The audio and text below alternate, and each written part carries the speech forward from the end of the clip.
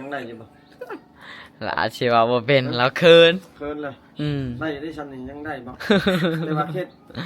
คือน้องเน็กนี่สมัยมันเปลี่ยนไปแล้วก็เขาเจ้าจะผู้หญิงก็จะนุ่งแต่ทรงเนาะอยู่ในเขตชนบทเนาะชั่วมือนี้ถ้าเป็นงานดองเขาเจ้าก็นุ่งคือการสินอ๋อนุ่งคือกันคือน้องเน็กเราก็นุ่งสินเนาะอยากเห็นได้พี่น้องตอนเรานุ่งสินไปงานดองไปยังนี่คือสิโอ้แจ่มแล้วเนาะเบิ่งแต่งตัวคือสิบ่าวไทยบ้านนอกได้เข้ามาเฮือนของสาวเน็กก็ได้ความรู้หลายอย่างเนาะเพิ่นเว้าว่าผู้สาวนะอายุ18 19สาวหาผู้บ่าวยากเนาะเนาะคือผู้สาวอายุ15จังสิหาผู้บ่าวง่ายเนาะผู้บ่าวเท่านี้เขาเจ้าบ่ล่มบ่คุย20 ปีแล้วก็หาผู้บ่าวยากแล้วก็ค่าดองบ่แพงเพิ่นว่า20 ล้านกีบเนาะแม่นถ้าเกิดถึกใจกันก็พอได้ลดดิมีการลดอยู่บ่ถึกใจกันลดแล้วก็ค่าดองมีการติดหนี้อยู่บ่แบบ2 ล้านบ่ล้านนึงที่แบบเงินบ่พอผู้บ่าวเขาเจ้ามาขอแต่งแล้วก็ติดหนี้ได้อยู่บ่อันที่ว่า20เนาะเฉพาะเป็นเงินสดบ่คำบ่มีบ่คำบาทหนึ่งกับบ่มีโอ้บ่าวไทยบ้านนอกก็ได้เดินทางมาฮอดหมู่บ้านชนเผ่าบรูเผ่ามังกรเนาะอยู่เมืองนองบ้านปูนหมากมีเนาะนี่เนาะอยู่ในเขตชนบทเมืองนองเนาะนี่เดี๋ยวบ่าวไทยบ้านนอกก็สิพาทุกคนแวะมาชมแวะมาซื้อน้ำอยู่ในร้านค้าสาวเผ่ามังกรสาวสวยเนาะนี่อันนี้ร้านค้าของผู้สาวเด้อมีเพิ่นจะมีขายมีเบียร์แล้วก็มีเหล้าเนาะหลายอย่างขายเบียร์แล้วก็มีน้ำมันนี่ตุกเท่าได้น้ำมันนี่ขายอยู่ในนี่ฮะตุก1 50,000 27,000โอ้พอซื้ออยู่ได้เนาะตุก1 27,000นี่ก็โอเคอยู่ได้เนาะถ้าเกิดว่าผู้ใดเนาะที่มาท่องเที่ยวเนาะมาลินแถวนี้ถ้าเกิดว่าทุกเซินเนาะน้ำมันเบิดกะแวะมาซื้ออยู่ห้านของน้องเน็กได้เนาะนี่โอ้ได้เพิ่นผมแม่ที่ว่าย่อไปซื้อนี่อีกอันนี้เพิ่นฮ้อนเพิ่นใส่หมวกเปิดให้เบิ่งก็ได้บ่หมดบ่จะเปิดห้านโดนเลยว่าสิไปลินน้ำอยู่เมืองไว้ประมาณจักปีแล้วเปิดห้านปีนึงอ๋อประมาณปีนึงบ่เปิดใจนำบ่ผู้สาวแถวบ้านนี่เขาจะอาบน้ำเสบ่หรือว่าอาบน้ำบาดาลแถวบ้านอาบน้ำบาดาลคือจังเจ้าก็ไปอาบน้ำบาดาลบ่ฮะอาบอยู่เฮือนตัวเองโอ้อยู่เฮือนเจ้านี่มีน้ำเจาะอยู่มีบาดาลอ๋อเจาะบาดาลเนาะมีคนเจาะแล้วเนาะประมาณนี้น้องคนบ่มีคนน้องคนบ่สวัสดีเจาะจังเจ้าก็ปลูกมันต้นปลูกกล้วยบ่อากาศดีเนาะแถวนี้เนาะสมพอเนาะผู้สาวมีแต่คนงามๆตาอยากไปอยู่อยากไปเที่ยวเด้เอ้ยขี่รถมาแต่พุ่นบักไกลๆเนาะกะได้แวะมาซื้อน้ำอยู่เฮือนผู้สาวเนาะสาวเน็กเอาโอ้ยมันปีผู้ชายปีเล็กน้อยบ่แม่นปีผู้ใหญ่เนาะตบปุ๊ปีเล็กน้อยเลยแม่เล็กน้อยที่นี่ปีเล็กน้อยน้องนอนอยู่บนนี้อันนี้สาวเน็กบ่สาวเน็กเดี๋ยวไอ้ถามแน่ผู้สาวไทยนี่เขาจะเอาผัวกันตั้งแต่อายุจักปีอายุ15ก็เอาอ๋อแต่สำหรับน้องนี่ยังบ่ทันได้เอาเนาะประมาณนี้เนาะอ๋อคือน้องว่าอยู่ในบ้านน้องนะอายุ14 15คือเอาผัวกันเบิดแล้วเนาะบ่แต่ว่าหมู่เจ้าเขาชาวนางเขาว่าอายุ18 ปีเขาว่าเฒ่าแล้วคือว่าเฒ่าแล้วแม่นบ่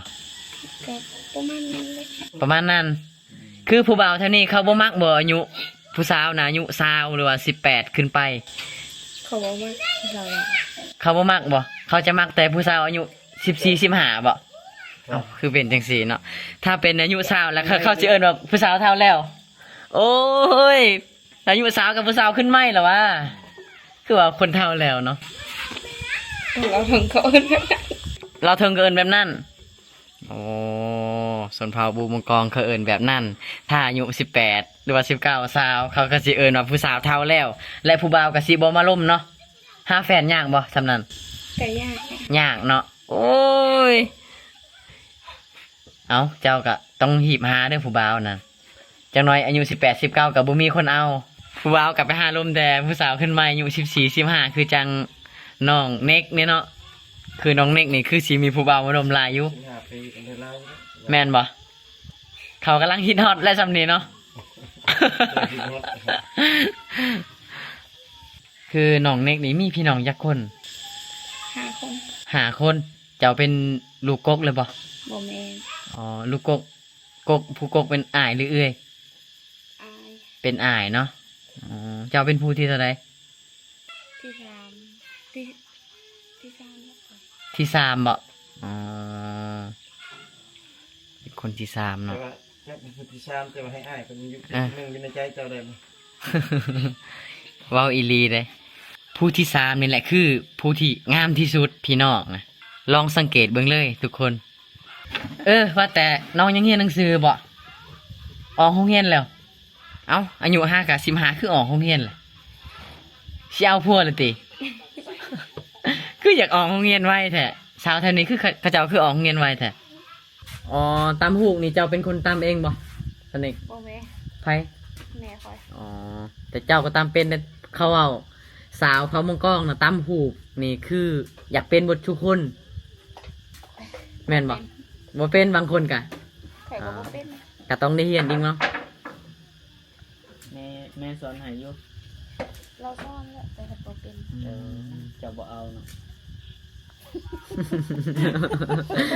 เพิ่นบ่เอาเอง โอ้อยู่นี่สบายเนาะที่มีไฟฟ้าเข้ามาหอดเซยเนาะ สัญญาณมีครบเบิดกัน สัญญาณมีบ่ โอ้ย อ๋อ แห้งนั่นสัญญาณ สัญญาณก็มี เก่าอยู่บ้าน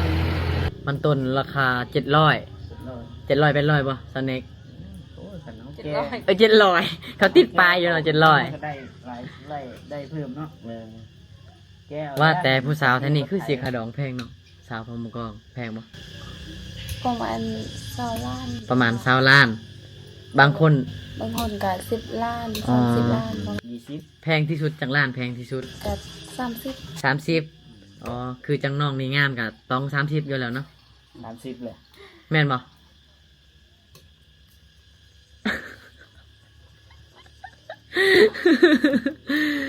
โอ้ยอยากมาเทอนี้ดุเด้สิมาอุดหนุนอันซื้อน้ำซื้อในซอยสาวเน็กนี่ถ้าค่อยมาเทอนี้ค่อยซื้อตลอดเลยแห ป ละ ระมาณ80 ผู้สาวเทอนี้เขาเจ้านอนเฮือนไผเฮือนมันบ่หรือว่ายังนอนเป็นกลุ่มเป็น4-5 คนนอนนำกัน มีบ่เฮือนสาวโสด ก็นอนอันนั้นก็นอน2คนกับเสือได้เอาเนาะอยู่ บ่ นั่นน่ะบางเทื่อก็บางคนก็นอนผู้เดียวบางคนก็นอนนำหมู่ เป็นได้มันต้นปีนี้หัวใหญ่บ่มันต้นน้อง บ่ใหญ่ บ่ใหญ่เนาะประมาณซ้ำขาบ่ได้บ่ซ้ำขาพี่ บ่บางเทื่อก็ได้บางเทื่อก็บ่ได้อะ อ๋อมันต้นซ้ำขากับซ้ำแคนเจ้าสิเลือกอันใด เลือกมันต้นใหญ่แล้วเนาะแม่นบ่เจ้าสิเอาบ่มันต้นน้อยบ่เอาเลยเนาะ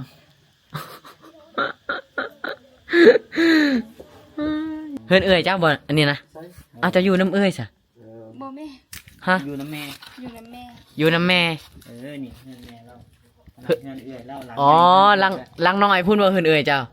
ลังใหญ่นี่เฮือนเจ้าเนาะเฮือนของน้องเน็กเนาะอ๋อน้องเน็กเดี๋ยวตั้งซื้อใหม่สเน็ก ว่าใส่ซื้อคือกันเลยสบายสนอง ค่อยซื้อลาเอ็กเจ้าซื้อสเน็ก ต้องซื้อเน็กลาวซื้อละเอ็ก แม่น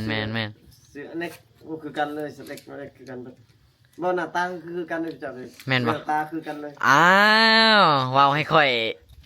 เมื่อเฮือนบ่ได้แล้วบ่าวผู้ไทยเนาะ มาจ้ะคือ เดี๋ยวน้องเน็กถ้าสมมุติอายมาเล่นแถวนี้แล้วก็น้ำมันเบิดเนาะแล้วก็บ่มีเงินพอยืมได้บ่ติดหนี้ได้บ่ติดหนี้ได้บ่ ฮะติดหนี้ได้อยู่บ่ ที่นี่ได้ คนใจดีเนาะต้องติดหนี้ได้อยู่แล้ว ติดแล้วก็ต้องจ่ายเนาะติดแล้วบ่จ่ายเดี๋ยวสิเพิ่นสิเอาก้อนหินดึกใส่หัวแล้วแหละ ที่ใส่อยู่ดอกหน้าตาแล้วหน้าตาคือกัน ผู้ใดอยากมาซื้อได้เด้อเพิ่นว่าบ่คิดเงินเนาะมากินฟรี เป็นกันเอง สำหรับคนรอเด้อเนาะ คนบ่รอก็หนี่เด้อเพิ่นว่า คนที่อยากเงี้ยแล้ว คนบ่รอก็บ่เข้าหารข่อยเด้อในหมู่บ้านนี้ มีจักหลังคาเฮือนบ้านน้องนี่ลายบ่ฮอดลอยบ่เข้าไปในฮอดเนาะมีประมาณ100หลังคาเฮือนเนาะส่วนเผ่าบูมังกองไปทางนี้ไปได้บ่บ้านประจะเตียนไปได้บ่ จะได้บ่เนาะ ไกลบ่ ก็ใกล้ละ น้องเน็กคือสิตำบักหุ่งเก่งเนาะเป็นบ่ตำบักหุ่งโอเคบ่เดี๋ยวถ้าไอเอาบักหุ่งมาให้น้องตำสุกินเฮ็ดได้อยู่บ่เฮ็ดอยู่นี่ ตำเป็นได้บ่มาตำ เฮาก็กินลิ้นอยู่นี่ มาตำอยู่นี่ได้บ่ ตำบ่เป็น ฮะ เดี๋ยวเฮาซอยกันตำซอยกัน อันนั้นเราตำเป็น อันนั้น เราเฮ็ดเสร็จ แล้วเฮ็ดแซ่บบ่ น้องที่มันนั่นมันนั่นแม่นน้อง เดี๋ยว อ้ายมันบ่ได้นี่ไงเมื่อยที่มัน เมาเจ้าก็เมาบ่มื้อนั้นน่ะเมาบ่ที่เบาผู้ไทยไปหานี่เมาบ่มื้อนั้นที่พอเล่านะกินหยังกินเบียร์ กินเบียร์ อ๋อสาวลาวมักกินเบียร์เนาะ สาวเรากินเบียร์ กินเบียร์เก่งๆเนาะบ่าวไทยคนใดที่ว่ากินเบียร์เก่งๆมาฟีดลงเนาะ มาอะไรเหรอ ผู้ใดสิเมาก่อน สำหรับ น้องเพิ่นเก่งนะ น้องเน็กนี่มืดมือกะบ่เมา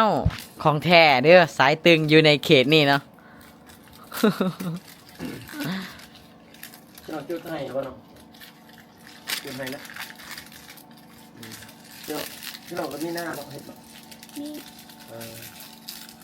ทุ่งนายามนี่คือสิแห้งแล้วเนาะได้ปล่อยน้ำใช่แล้วบ่ ยัง มันไปปล่อยมันไปปล่อยเถอะเนาะ ยังปล่อยเนาะเอาบ่คนไปปล่อยซอย น้ำบ่ละอีกนี่คือกันอยู่หน้าตาเด้อ บอกอีก คือ หน้าตาคือ พอชิโต๊กเลยแหละ บ่บ่ละนี่คือกันอยู่หน้าตาเจ้าสองคน บ่คื เดี อ ยวตาเข้ากันดีอยู่ คือน้องเน็กนี่สมัยมันเปลี่ยนไปแล้วก็เขาเจ้าจะผู้หญิงก็จะนุ่งแต่ทรงเนาะอยู่ในเขตชนบทเนาะชั่วมือนี้ถ้าเป็นงานดองเขาเจ้าก็นุ่งคือกันสินอ๋อนุ่งคือกันคือน้องเน็กเราก็นุ่งสินเนาะอยากเห็นได้พี่น้อง ตอนเรานุ่งสินไปงานดองไปหยังนี่คือสิโอ้แจ่มแล้วเนาะ เบิ่งแต่งตัวคือสิงามเลย แม่นแต่งตัวคือสิงาม เรายังไม่ได้แต่งนี่ถ้าเราแต่งเนี่ยบ่าวอุทัยสิว่าแล้วแม่น้องเน็กที่ไปซื้อหน้ามื้อนั้นบ่เนาะยันบ่แม่นแล้ววะ เอ้ยอย่าชมเราหลายจังหน่อยเราเอาน้ำมาให้กินฟรีเบิด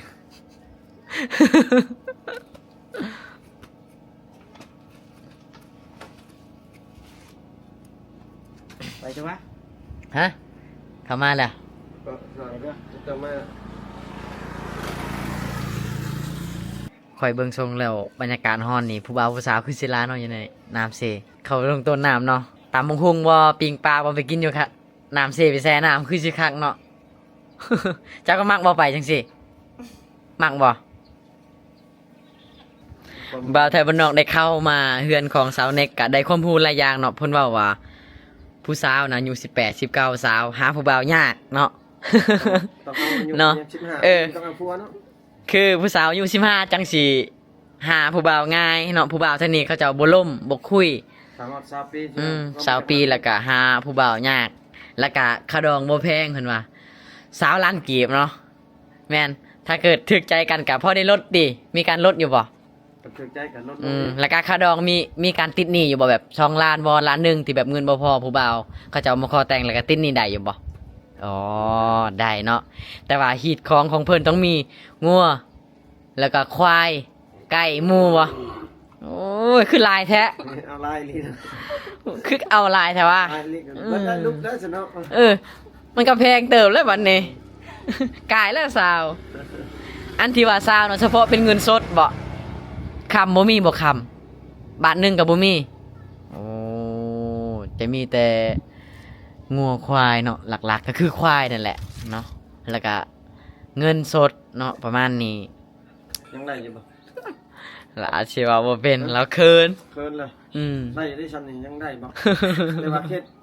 ขตกล่องอยู่เนาะ เป็นยากาศอยู่ ถ้าเกิดในเมืองกะผู้สาวอายุ15นี่เขาเจ้ายังเรียนหนังสือเนาะยังเป็นนักเรียน แต่ว่าอยู่ในเขตชนบทสาวพะบูมังกองเนาะกะหรือว่าสาวพะบูมังกองพะบูตีกะชั้นนี้คือเป็นผู้สาวเต็มโตแล้วได้เนาะจีบคุยได้เป็นแฟนได้แล้วเนาะเพ้อๆกันถึกใจกันกะเอาเป็นผัวเป็นเมียได้แล้ว เฮ้ย น้องแน็กบอกว่า เมื่อยน้องนี่ ถามข่อยไล่แล้วข่อยเมื่อยแล้วเด้อ ได้เข้ามาพี่หานชนบทเนาะห้านผู้สาวเผาบรูขายของอยู่ในเขตชนบทเนาะก็เป็นบ้านเพิ่นแหละผู้สาวงามแล้วก็คุยดีเนาะก็เพิ่นก็ต้อนรับเป็นอย่างดี ขอบใจหลายๆที่ให้ความรู้บ๊ายบายในคนสวยลองบ๊ายบายดูลองเฮ็ดเบิ่งดู เพิ่นบ่กล้าบ๊ายบายเนาะเพิ่นว่าคันเจ้าสิไปก็ฮิไปโลดเด้อข่อยสั่งเจ้าแล้ว